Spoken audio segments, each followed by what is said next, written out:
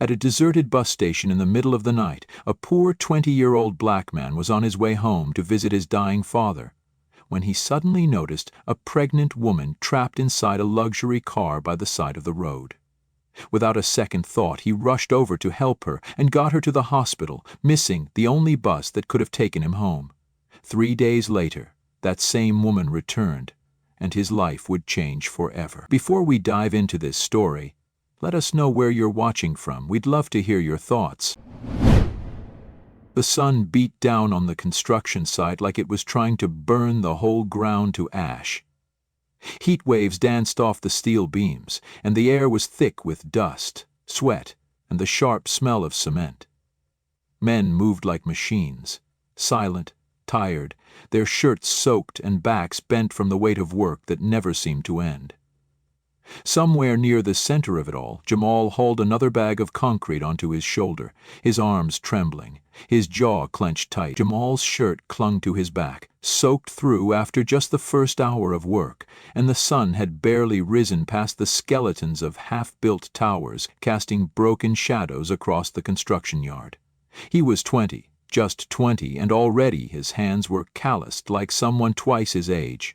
Every morning he showed up before the foreman, stayed after the trucks left, and lifted more than anyone else without complaint, because Jamal Carter didn't have the luxury of being tired. "Yo, Jay!" Rico's voice rang out from across the yard, a barrel-chested man with tattoos crawling down both arms. "You gonna break your damn spine if you keep hauling like that. Take 5, bro." Jamal nodded without lifting his eyes and kept moving. He couldn't stop. Not today. Not with the phone call still echoing in his head, the voice of the nurse back home, soft but urgent. "Your father's not doing good, baby. If you can, you need to come home tonight. Might be your last chance to see him." That sentence played on a loop behind his eyes, louder than the sound of steel beams clanking or the engines growling around him. He felt it in his chest, like a vice closing in, but he didn't show it. He never showed it, not since his mother died giving birth to him and left his father to raise a baby boy on his own, with nothing but worn hands and pride. They didn't have much. Never had. But they had each other. And now, maybe not for long. When the shift ended, Jamal didn't wait around to wash up or count the hours. He grabbed his backpack, still dusty from yesterday, and made his way to the Greyhound station with just enough in his pocket for a one-way ticket back to his hometown. 3 stops past the last exit anyone ever cares to remember. The waiting area smelled like old coffee and damp concrete. Caleb sat stiffly on a cracked wooden bench, his backpack between his scuffed-up boots. He held his ticket so tight it crumpled in his sweaty palm. His heart was pounding against his ribs, too loud in the heavy silence. Overhead the announcement blared, sharp and impatient. "Final call for the bus to Greenfield. All passengers board now." Caleb didn't move.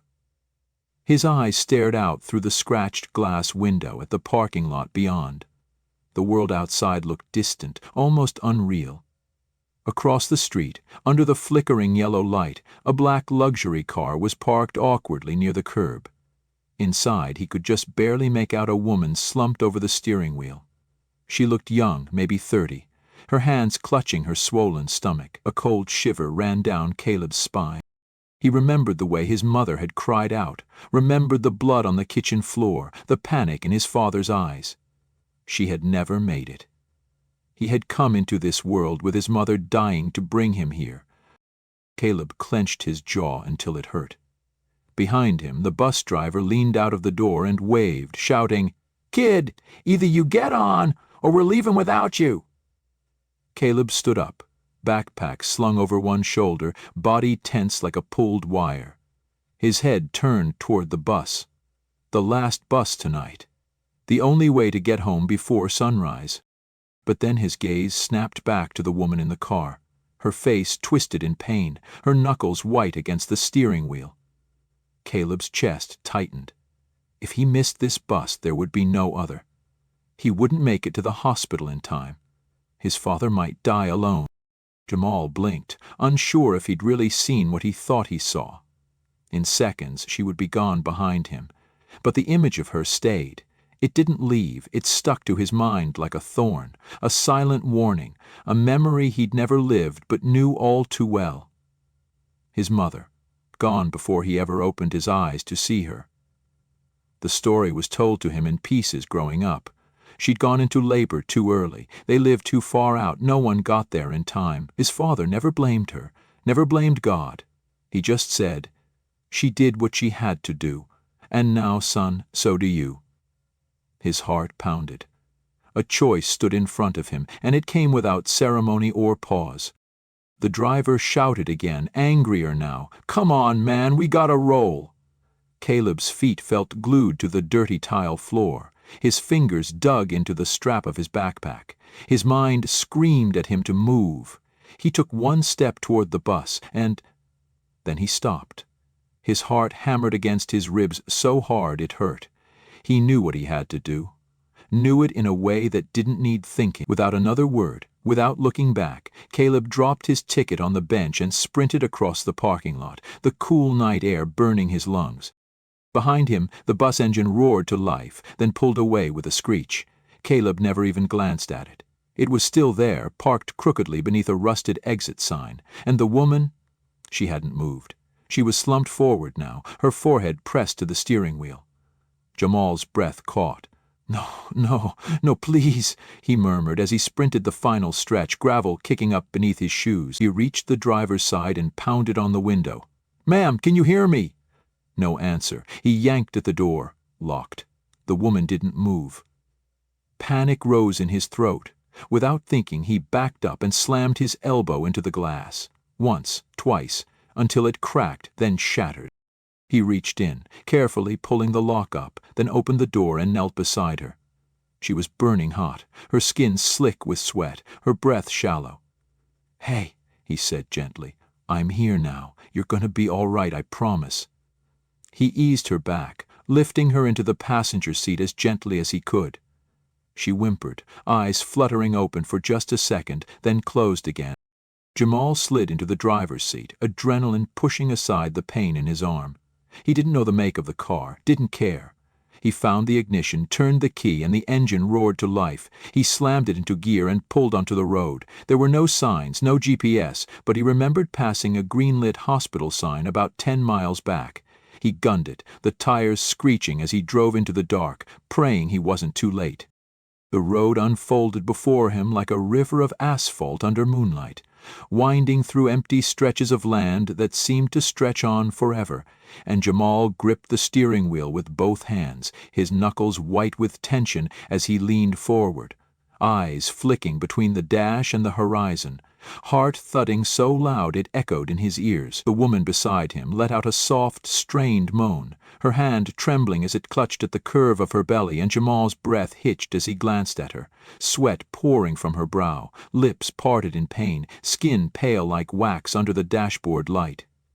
He had never seen anyone look like that before, like they were slipping somewhere far away, and it terrified him more than he thought anything ever could. The tires hummed against the road as he pushed the car faster, faster than he knew was safe, but he couldn't care about speed limits or headlights or the risk of a cop pulling him over, because none of that mattered when someone's life was fading beside you, and every second you lost might be the last she ever had. He didn't know her name, didn't know where she was from or why she was out there alone on a stretch of highway in the middle of the night, but he knew the sound of someone in pain, and he knew, deep in his bones, that if he had stayed on that bus, if he had chosen comfort over action, if he had looked away the way so many others did, then she wouldn't have made it. A green sign flickered into view. County Medical Center 2 miles ahead, and Jamal exhaled a prayer he didn't realize he was holding.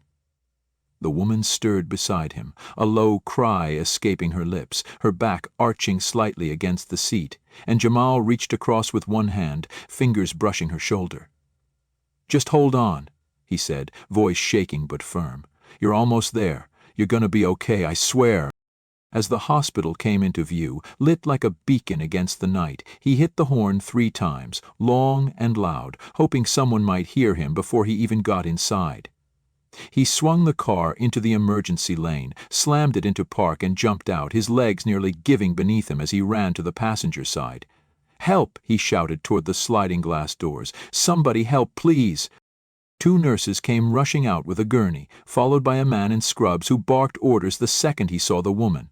Jamal stepped back, chest heaving, arms streaked with dried blood from the shattered glass, his hands still shaking as they carefully pulled her from the car and laid her onto the stretcher. The woman opened her eyes for a brief second, locking onto Jamal's face, her lips moving without sound, and then she was gone, swallowed by the swinging doors and the whirlwind of lights and voices and machines. He stood there for a moment, rooted to the spot, unsure of what to do with himself, his adrenaline slowly draining away, leaving only exhaustion and pain in its wake. A security guard approached. "Hey, you! What the hell do you think you're doing?" A security guard in a blue uniform glared down at him, suspicion hardening his features. Caleb stumbled back a step, hands raised. "I just brought her here. She was passed out in her car, I swear." The guard's eyes narrowed. He glanced at the luxury car behind them, the shattered window glittering under the fluorescent lights. "That your ride, kid?" "No," Caleb said quickly, voice shaking. "I found her. She needed help." The guard didn't look convinced. Another one approached, already pulling out a phone. "We're calling the cops," he said flatly. "Don't move." Caleb's stomach twisted into knots. He wanted to scream, to shove them aside and run, but he didn't move. He stood there, fists clenched, jaw tight, while the seconds dragged out like hours. The woman disappeared through the double doors, swallowed by the hospital. All Caleb could do was wait, chest heaving, eyes burning with a frustration that tasted like metal on his tongue. 20 minutes later, a short, tired-looking officer arrived. He watched the security footage, listened to the guard's version, then finally turned to Caleb. "You broke into her car to save her?" "Yes," Caleb said through gritted teeth. "She was dying." The officer nodded once, slowly. "Let's check the dash cam."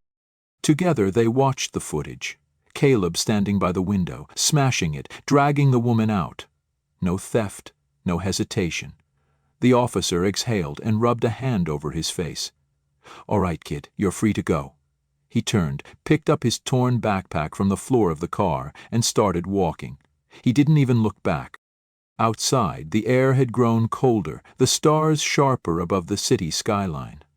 Jamal wandered for blocks, aimless, shoes scraping against the pavement, every muscle in his body aching from the run, the weight of the night pressing down on him like concrete. He passed bus stops, closed shops, empty streets, all silent.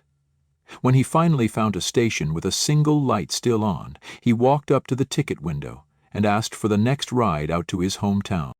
The man behind the glass looked him up and down. "One way?" Jamal nodded. $79, the man said. Jamal fumbled with his wallet. What was left inside didn't even come close. He pulled out all of it. Crumpled bills, spare change, even a bus pass from 2 weeks ago, and laid it on the counter. "This is all I got," he whispered. "Please." "My dad's waiting for me." The man paused, not unkindly, but business was business. "I'm sorry, son. Cheapest seats still more than double what you've got here. Next one's at 8 tomorrow morning." Jamal stared at the money, then at the empty street behind him. His heart sank, not because he wouldn't get back tonight. He had known that the moment he stepped off the Greyhound, but because everything he had saved, every hour under the sun lifting bricks and breaking his back, was now gone, spent on gas and glass and saving someone who might never even remember his name. But he didn't regret it, not for a second. He gathered the money back into his pocket, nodded, and sat on a metal bench inside the station, curling up against his backpack, waiting for morning. His thoughts drifted, not to himself, but to the woman, to the child he hoped she had brought safely into the world, to the warmth of knowing that for one night he hadn't looked away. The metal bench beneath him was cold, unforgiving against his back, and Jamal curled in on himself as best he could, hugging his backpack like it was something more than just canvas and old zippers, as if it could offer warmth or comfort Or maybe just the illusion of safety in a world that didn't stop to make room for kids like him.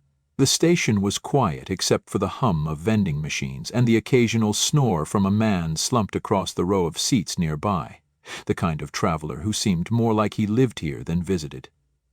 Time moved slowly inside that pale fluorescent room, and Jamal drifted in and out of sleep, his dreams jagged and confused, filled with flashes of broken glass, his father's face and the flicker of ambulance lights swallowing the woman he'd left behind. Morning light finally crept through the dusty windows, and Jamal blinked awake to the sound of mop buckets being dragged across the floor, the sharp smell of disinfectant hanging in the air like a warning. He checked the time, checked his pockets, though he knew there was nothing there but lint and disappointment. The next bus arrived right on schedule, and he boarded with the help of a driver who didn't ask questions after taking one look at the bruises on his arms and the hollow in his eyes. The ride home was silent, and every mile that brought him closer to his father only seemed to deepen the weight on his shoulders. He had no idea what he would find when he got there. No money for treatment, no plan, just hope, and the stubborn refusal to give up, because giving up wasn't something Jamal Carter had ever been allowed to do. By the time the bus pulled into the cracked concrete lot outside the county clinic, the sun was already high overhead, bleaching the sky white and making the dust dance in lazy spirals. Jamal stepped down and made the walk toward the hospital doors with legs that felt heavier than when he'd first stepped off the Greyhound. Inside, the air was too cold and too quiet, and the reception nurse gave him a tired look as he approached. "Curtis Carter's son?" she asked, without looking up. Jamal nodded. "He's still with us," she said, softer now, "but we need to talk about payment. The doctor says if we don't receive anything by the end of the third day, we'll have to discharge him." "I'm sorry." Jamal swallowed hard, feeling the words land like stones in his stomach. "Can I see him?" The nurse pointed down the hall, and Jamal walked slowly, passing rooms filled with old men wheezing into machines, women lying still with eyes that stared straight into ceilings, as if they could see something beyond. When he stepped into his father's room, the sight of him, smaller than Jamal remembered, swallowed by thin sheets and IV lines, nearly brought him to his knees. "Hey, Pop," he whispered, pulling the chair close. "I'm here." Curtis turned his head, eyes cracked open just enough to see, his lips curled into the faintest smile. "You made it back," he rasped. "I did," Jamal said, squeezing his hand gently. "I'm sorry it took so long. I had to help someone." Curtis blinked, but his expression didn't change, and Jamal knew he didn't have the energy to ask for details. He didn't need to. There was pride in his eyes, faint but real. The first day passed in anxious silence. Jamal stayed by his father's side, trying to hide the tension every time a nurse walked in. He searched for ways to come up with the money, calling every number he had, but most didn't pick up, and those who didn't have enough to give. The second day was worse. His father began to cough more, his breaths shorter, and the nurse reminded Jamal once more, gently but firmly, that tomorrow, unless something changed, they would have no choice but to release him. And then came the third day. That morning, a different nurse entered the room with a clipboard, avoiding eye contact. "I'm sorry," she said, voice low. "We've done what we can. He'll need to be discharged this afternoon." Jamal nodded slowly, numb, as if the weight of the decision had already pressed all feeling out of him. He helped his father sit up, packed the small bag beside the bed, and asked for a wheelchair. They didn't even have a ride home. He was just wheeling his father down the hallway, hands trembling on the grips, heart hollow, when the doors at the far end burst open. At first he thought it was just another visitor, but the moment his eyes adjusted to the light, he froze. There she was. She was already halfway down the hall when Jamal turned around, hands still gripping the wheelchair handles, his father slumped in the seat beneath him, weak and unaware. The automatic doors had just closed behind her, but she didn't hesitate.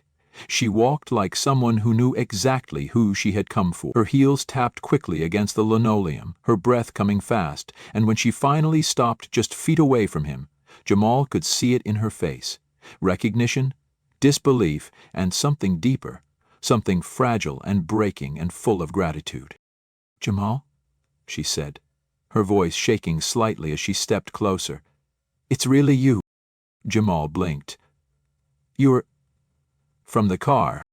She nodded quickly, tears brimming in her eyes. "I've been looking for you for 3 days. 3 days of wondering if I'd even imagined you, if maybe you were just a stranger who disappeared into the night after saving my life." He opened his mouth, but nothing came out. He was still trying to make sense of how she had found him at all. "I didn't get to say thank you," she continued, her voice cracking on the last word. "I didn't even get your name. All I remember is waking up in the ER, disoriented, in pain, and alive. And they told me that some young man had driven me there in my own car, barefoot, bleeding, covered in dust, and then vanished." She took another step forward, tears slipping down her cheeks now. "They told me if you hadn't broken that window, if you hadn't gotten me to the hospital when you did, I would have died. My baby would—" Jamal looked down at the floor, then slowly at the newborn cradled in the arms of the man behind her. The baby was sleeping peacefully, his small chest rising and falling like calm waves. Claire followed his gaze and smiled through her tears. "This is Liam. He wouldn't be here if not for you." Jamal's throat tightened. "I didn't do it for thanks," he said, voice hoarse. I saw you. And I remembered my mom. She didn't make it. She died giving birth to me. Nobody got there in time." Claire covered her mouth for a moment, as if the weight of his words struck her physically. Then she lowered her hand and said gently, "You shouldn't have had to carry that pain all your life. But because you did, because you chose not to look away, you gave someone else a chance that your mother never got." She stepped closer now, so close she could reach out. "Jamal, I'm Claire Hamilton. I'm the CEO of Hope Care Medical. I run the hospital you brought me to. And I came here to tell you, your father's treatment, everything he needs, it's done. We'll handle it. No one's asking you for another dime." Jamal's hands gripped the wheelchair tighter. His lips trembled. "Why?" he whispered. "Why would you do that for us?" She smiled, tired but warm. "Because some debts can't be measured in money. And because you gave us everything when you had nothing left." She paused, her voice gentler now. "And if you still dream of college, of something more, I want to help you get there. Any school, any program, no strings." Jamal swallowed hard. His father, weak but awake, turned his head slightly and looked up at him with watery eyes. And in that moment, in that quiet hallway filled with pain and grace, Jamal finally let his shoulders fall and his breath shake, because someone had finally seen him. Not just as the boy who carried burdens too big for his age, but as a man who had chosen compassion when no one was watching. The weeks that followed moved differently than anything Jamal had ever known. Not slow like struggle, not fast like panic, but steady, like healing. His father, now resting in a private recovery room at Hope Care Medical, no longer winced when he breathed, no longer coughed until his eyes watered. There were machines with names Jamal couldn't pronounce, nurses who smiled when they entered, and meals that didn't come on plastic trays.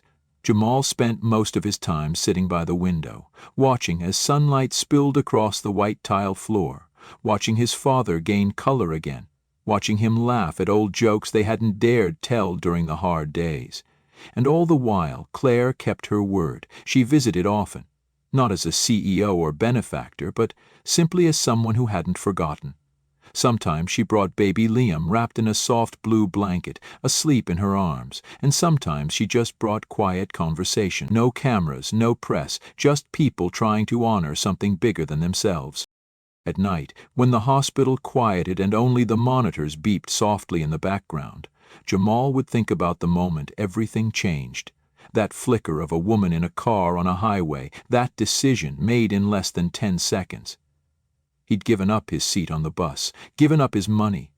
nearly given up his chance to say goodbye to his father, and in return, somehow the world had given something back, not as a reward, not as a transaction, but as a ripple.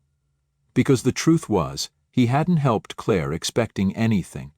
He had helped her because someone should have helped his mother, and now, all these years later, maybe that help had found its way back to him in the most unexpected of ways. Claire approached him one afternoon with a folder in her hand, her expression serious but kind. "I want to show you something," she said, sitting beside him in the hallway just outside his father's room. She opened the folder slowly, revealing a brochure with bold lettering and campus photos printed in warm colors. "This is Morgan State University. It's got one of the best pre-med tracts in the region, a strong community, and full housing support. You'd be close to your father while you study. And it's already approved, Jamal. The scholarship, your housing, your books, all of it, if you want it. It's yours." He stared at the paper, not blinking, hardly breathing. "Pre-med?" Claire smiled. "You once told me you didn't want anyone else to suffer like your mother did. You said that watching me in pain brought it all back. Well, this is how you make sure fewer women go through what she did. Fewer sons grow up with empty chairs at the dinner table. You already know what compassion looks like, Jamal. Now it's time to give it a name, a purpose." Jamal looked down at the folder, then at his hands.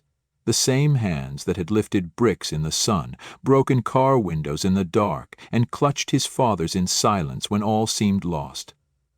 For the first time in his life, those hands didn't just feel like tools. They felt like they could become something more. Instruments of healing, of hope. Fall arrived with golden leaves and cooler air, and Jamal walked across the Morgan State campus with a backpack on his shoulder and a worn pair of sneakers on his feet. He didn't dress like the others, didn't talk much at first, but when professors called on him, he spoke with a quiet fire they couldn't ignore. He wasn't the smartest in the room, but no one could outwork him. His questions were always thoughtful, his hands steady in labs, and when patients came in for clinical hours, he looked them in the eye, because he knew how it felt to be scared, to feel invisible, to need someone to care when there was no one else left. On weekends, he visited his father, who now walked without a cane, sat up tall, and often reminded Jamal to eat more and study less. "Don't burn yourself out before you even make it to med school," Curtis would grumble, though his grin said otherwise. Sometimes Claire and Marcus visited too, little Liam now babbling, reaching for Jamal's fingers with curious eyes. They called him Uncle Jay now, and though Jamal had never asked for titles, the warmth in that name settled into his chest like a promise. Years passed, slowly, with effort, but Jamal never lost sight of why he was there. And on the day he walked across the stage to accept his degree in medicine, his name was called not as a miracle, not as a charity case, but as a man who had earned his place. He looked into the audience and saw his father clapping so hard his hands shook. Claire and Marcus were there too, standing tall with Liam on Marcus's shoulders, and Jamal smiled, not wide, not flashy, but with the kind of quiet fullness that only comes from having walked through fire and come out whole. When reporters later asked him about his journey, about the night that changed everything, he said this: "I didn't save her because I wanted anything in return. I saved her because I remembered the silence in my father's voice when he talked about the woman he loved most, and lost too soon. I saved her because I knew what it meant to wish someone had done more. And now I get to be someone who does." He paused then, letting the room quiet, before he added, "One more thing. Soft, steady, sure. And if you ever find yourself in a moment where you have to choose between comfort and kindness, choose kindness. It just might save more than one life. It might save your own." And with that, Dr. Jamal Carter walked off the stage, not as a boy who once had nothing, but as a man who had chosen over and over again to stop when no one else would. Join us to share meaningful stories by hitting the like and subscribe buttons. Don't forget to turn on the notification bell to start your day with profound lessons and heartfelt empathy.